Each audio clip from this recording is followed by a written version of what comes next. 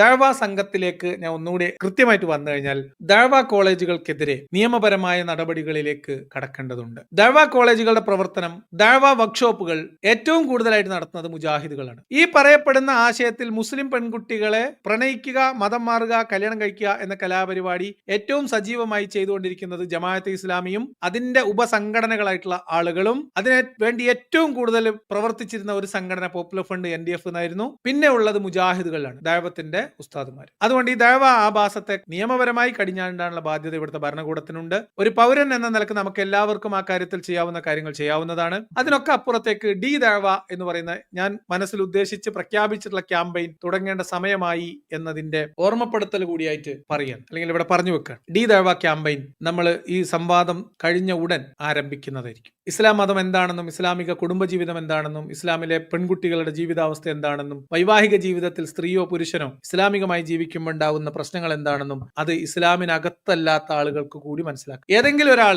സ്കൂളിൽ പഠിക്കുമ്പോഴോ കോളേജിൽ പഠിക്കുമ്പോഴോ ഹോസ്റ്റലിലോ കടവരാന്തയിലോ ഹോട്ടലിലോ ഇരുന്നു കൊണ്ട് നിങ്ങൾ ദഅവത്തിന് ഇരകളാവുകയാണെങ്കിൽ, ദഅവ കോളുകൾക്ക് വിധേയരാവുകയാണെങ്കിൽ അതിനെ പ്രതിരോധിക്കാനുള്ള സംവിധാനങ്ങളെ കയ്യിലുണ്ടാവും. കാരണം ഇതൊരു കെണിയാണ്. ഡി ദഅവ ഒരു വലിയ മുന്നേറ്റമായിട്ട് തന്നെ നടത്തണം. അതിനെ ആശയപരമായി കൈകാര്യം ചെയ്യേണ്ട ഡി ദഅവ ക്യാമ്പയിനുകൾ ആശയപരമായും അതല്ലാതെ നിയമപരമായിട്ട് നമുക്ക് ചെയ്യാവുന്ന കാര്യങ്ങൾ നിയമപരമായിട്ടും ചെയ്യണം. ഡി ദഅവ ക്യാമ്പയിൻ എന്ന് പറയുന്നത് എന്റെ പ്രവർത്തനത്തിൽ ഏറ്റവും പ്രധാനപ്പെട്ട ഒരു ചുവടുവെപ്പായിട്ട് നമ്മൾ വരുന്ന 1-2 മാസത്തിനകത്ത് തുടങ്ങും എന്ന് ഞാൻ നിങ്ങളെ അറിയിക്കാൻ ആഗ്രഹിക്കുകയാണ്. ഇത് ഞാൻ കഴിഞ്ഞ 1.5 വർഷമായിട്ട് ആലോചിക്കുന്ന കാര്യമാണ്. അത് പല കാരണങ്ങൾ കൊണ്ട് നീണ്ടു പോയതാണ്. അപ്പോൾ ഡി ദഅവ എന്ന് പറയുന്ന ഒരു ക്യാമ്പയിൻ മാത്രമായിട്ടല്ല, മറ്റു പല പദ്ധതികളും അതിനോടനുബന്ധിച്ച് ചെയ്യാൻ ഉദ്ദേശിക്കുന്നുണ്ട്. അതല്ലാതെ നമ്മൾ ഇത് വെറുതെ കിടന്ന് ബഹളം വെച്ചത് കൊണ്ടോ അല്ലെങ്കിൽ എല്ലാ മുസ്ലിങ്ങളും പ്രശ്നക്കാരാണ് എന്ന് വെറുതെ നിലവിളിച്ചുകൊണ്ടോ കാര്യമില്ല. കുട്ടികളാവുമ്പോൾ പ്രണയിക്കും, കല്യാണം കഴിക്കുകയൊക്കെ ചെയ്യും. അതിനുള്ള സാമൂഹിക സാഹചര്യം അവിടെ ഉണ്ടാക്കണം. അതിന് എല്ലാ മതക്കാർക്കും ഉത്തരവാദിത്തമുണ്ട്. മതം മാറുന്നത് കല്യാണത്തിന്റെ തലേന്നോ കല്യാണത്തിന് 2 മാസം മുമ്പോ മതം മാറുന്നുണ്ടെങ്കിൽ അതിൽ യാതൊരു സംശയവുമില്ല,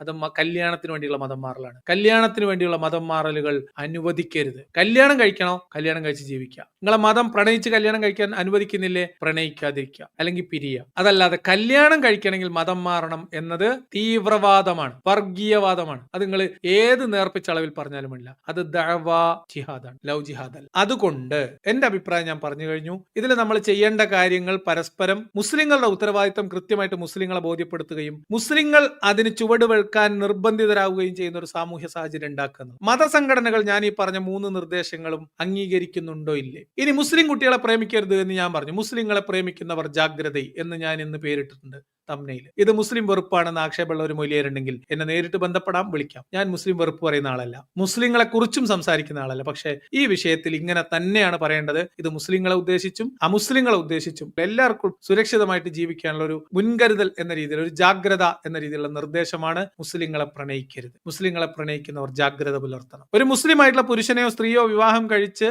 സമൂഹത്തോടും കുടുംബത്തോടും പടവെട്ടി അംഗം വെട്ടി യുദ്ധം ചെയ്ത് ജീവിക്കുന്ന ആളുകളെ, ധീരരായിട്ടുള്ള മനുഷ്യരെ എനിക്കറിയാം. എന്റെ സുഹൃത്ത് വലയങ്ങളിൽ അത്തരം ആളുകളുണ്ട്. അവരോട് ചോദിച്ചു മനസ്സിലാക്കണം, എത്ര വലിയ കടമ്പകളാണ് വ്യക്തി ജീവിതത്തിൽ, അവനവന്റെ വ്യക്തിത്വത്തിൽ ഒക്കെ ഈ മതം ഏതൊക്കെ തരത്തിലാണ് ഇടപെടലുകൾ നടത്തുന്നത്. അത് നമ്മൾ ചിന്തിക്കുക പോലും ചെയ്യാത്ത ആളുകളിൽ നിന്ന് ഇത്തരം ഇടപെടലുകൾ ഉണ്ടാവും. അതുകൊണ്ട് ജാഗ്രത നിർബന്ധമായിട്ട് പുലർത്തുക.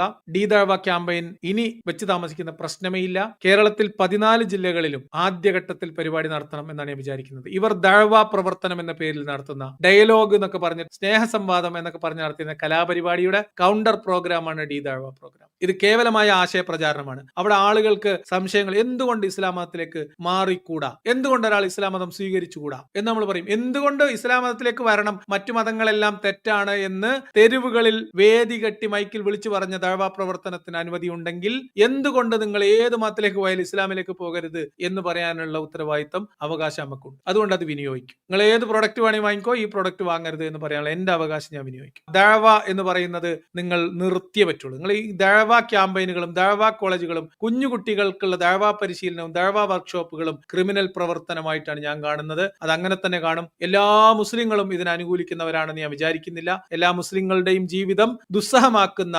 ക്ഷുദ്രജീവികളായിട്ട് കേരളത്തിലെ ദഅവ സംഘങ്ങൾ മാറിയിട്ടുണ്ട്. കുറുവ സംഘങ്ങളെക്കാളും അപകടകാരികളാണ് കേരളത്തിലെ ദഅവ സംഘങ്ങൾ. അവരെ കരുതിയിരിക്കുക.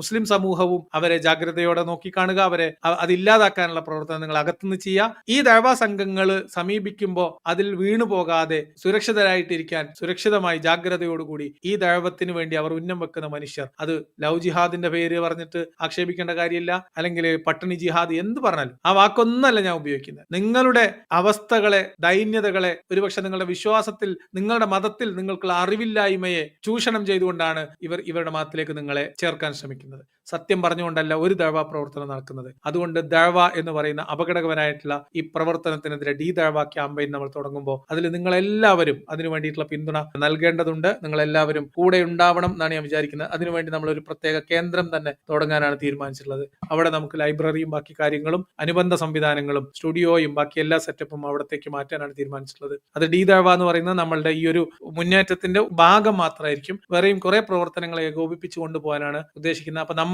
എന്റെ ഈ ശൈലിയിൽ, എന്റെ ഈ രീതികളിൽ പ്രവർത്തിക്കുന്ന കുറച്ചധികം പ്രവർത്തനങ്ങളെ ഏകോപിപ്പിക്കുന്ന നമ്മളുടെ ഒരു കേന്ദ്രം തുടങ്ങണം. അത് ചെറിയൊരു സ്പേസിൽ അതിന് വേണ്ട സൗകര്യങ്ങൾ ഒരുക്കി നമുക്ക് വേണ്ട അടിസ്ഥാന സൗകര്യങ്ങളൊക്കെ ചെയ്ത് ഡി ദഅവ ക്യാമ്പയിനിൽ തുടക്കം കുറിച്ചുകൊണ്ട് മറ്റു പ്രവർത്തനങ്ങൾ പതിയെ അതിലേക്ക് മെർജ് ചെയ്യുന്ന തരത്തിലാണ് പരിപാടികൾ ആലോചിക്കുന്നത്. അപ്പൊ അതിന്റെ പ്രഖ്യാപനവും പരമാവധി ഈ വരുന്ന സംവാദം അല്ലെങ്കിൽ സംവാദാനന്തരം നടക്കും എന്ന് കൂടി അറിയിക്കുന്നു. അതുകൊണ്ട് എല്ലാവരുടെയും വെറുപ്പും വിദ്വേഷവും ഒന്നുമല്ല നമുക്ക് വേണ്ടത്. അങ്ങോട്ടും ഇങ്ങോട്ടുള്ള ചീത്തവിളിയും തെറിവിളിയും ഒന്നുമല്ല. സന്തോഷത്തോടെ സമാധാനത്തോടെ ജീവിക്കാൻ സഹിഷ്ണുതയുള്ള സ്നേഹത്തിൽ പൊതിഞ്ഞ നല്ല വാക്കുകൾ തന്നെ ധാരാളമാണ് എന്ന ഉത്തമ ബോധ്യമാണ് ഉള്ളത്. അതുകൊണ്ട് എന്റെ ഈ ശൈലിയിലും എന്റെ ഈ രീതിയിലും തന്നെ, അപ്പൊ ഞാൻ വെറുപ്പ് പറയാത്തത് കൊണ്ട് എന്നോട് കലിപ്പ് തോന്നുന്ന കുറെ ആൾക്കാരുണ്ട്. അപ്പൊ അത്തരം കലിപ്പന്മാരോടൊന്നും പ്രത്യേകിച്ച് ഒന്നും പറയാനില്ല. എൻ വഴി തനി വഴിന്നോ അല്ലെങ്കിൽ നിങ്ങൾക്ക് നിങ്ങളുടെ വഴി എനിക്ക് എന്റെ വഴി എന്നൊക്കെ നമുക്ക് വർത്താനം പറയാം. അപ്പൊ അതൊന്നല്ല, നമ്മൾ നമ്മളുടെ രീതിയിൽ തന്നെ ഈ കാര്യങ്ങളൊക്കെ വളരെ കാര്യക്ഷമമായ രീതിയിൽ ഈ പ്രവർത്തനങ്ങൾ മതസമൂഹത്തിനകത്ത് മാറ്റങ്ങൾ ഉണ്ടാക്കുക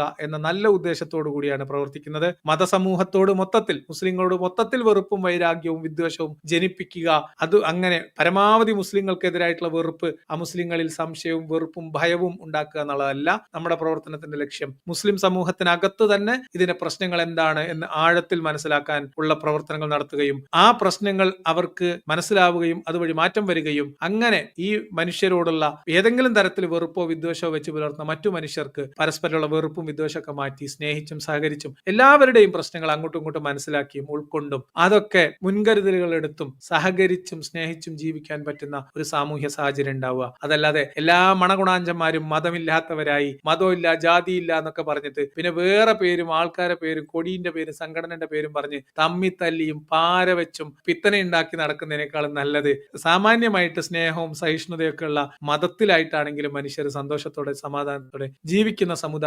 സമൂഹമാണ് എന്നതാണ് എന്റെ കാഴ്ചപ്പാട്. അതുകൊണ്ട് നിങ്ങൾക്ക് എന്റെ അടുത്ത് നിന്ന് ചിലപ്പം ഈ മത വെറുപ്പ് അല്ലെങ്കിൽ മതവിദ്വേഷം അല്ലെങ്കിൽ ആ അർത്ഥത്തിലുള്ള ഏതെങ്കിലും തീവ്രമായിട്ടുള്ള നിലപാടുകൾ നിങ്ങൾക്ക് ചിലപ്പോൾ ഒരുപക്ഷെ ഇവിടുന്ന് കിട്ടിയെന്ന് വരില്ല. പക്ഷെ ഞാൻ ഉറച്ചു വിശ്വസിക്കുന്നു, സ്നേഹവും ക്ഷമയും അറിവും കൊണ്ട് സമൂഹത്തിന് മാറ്റമുണ്ടാക്കാൻ അങ്ങനെ മാത്രമേ സമൂഹത്തിൽ മാറ്റം ഉണ്ടാക്കാൻ കഴിയുള്ളൂ. ആക്രോശവും അക്രമവും അല്ലെങ്കിൽ എന്താ പറയുക വെറുപ്പുൽപാദനവും കൊണ്ട് സമൂഹത്തിൽ മാറ്റം ഉണ്ടാക്കാൻ കഴിയില്ല. അങ്ങനെ ഉണ്ടാക്കാൻ കഴിയുമെന്ന് ആഗ്രഹിക്കുന്നവരും ആവേശത്തിൽ അല്ലെങ്കിൽ ഒരു ത്രില്ലിൽ അതിൽ ചാടി വീഴുന്നവരൊക്കെ പിന്നീട് കാര്യങ്ങൾ പതിയെ പതിയെ മനസ്സിലാക്കും എന്നാണ് ഞാൻ വിചാരിക്കുന്നത്. അപ്പൊ അതുകൊണ്ട് എന്റെ ഒരു രീതി അത് അറിഞ്ഞുകൊണ്ടുള്ള സപ്പോർട്ട് മാത്രം മതി. എന്റെ രീതി ഇതാണ്, എന്റെ ലക്ഷ്യം, മാർഗം ഇതെല്ലാം ഞാൻ പലതവണ പറഞ്ഞിട്ടുള്ളതാണ്. അതുകൊണ്ട് അതൊക്കെ ഒന്നുകൂടി ആവർത്തിക്കുകയാണ്. അപ്പൊ നമ്മൾ പുതിയൊരു ഇനീഷ്യേറ്റീവിലേക്ക് പോകുമ്പോൾ പിന്തുണക്കണോ വേണ്ടെന്നൊക്കെ ആ കാര്യങ്ങൾ കൂടി പരിഗണിച്ചിട്ട് ചെയ്താൽ മതി എന്നുകൂടി സാന്ദർഭികമായിട്ട് പറയാണ്. അപ്പൊ അതുകൊണ്ട് നിങ്ങൾ ആരൊക്കെ കൂടെ ഉണ്ടെങ്കിലും ഇല്ലെങ്കിലും എനിക്ക് എന്റെ പ്രവർത്തനത്തിൽ എനിക്കൊരു മതിപ്പുണ്ട്, അല്ലെങ്കിൽ എനിക്ക് ഞാൻ ഇട്ടിട്ടുള്ള ഒരു വിലയുണ്ട്. ഞാൻ എന്റെ സമയത്തിനും എന്റെ പ്രവർത്തനത്തിനും കൊടുക്കുന്ന ഒരു ഇമ്പോർട്ടൻസ് ഉണ്ട്. ആ ഒരു നിലവാരത്തിൽ നിന്നുകൊണ്ട്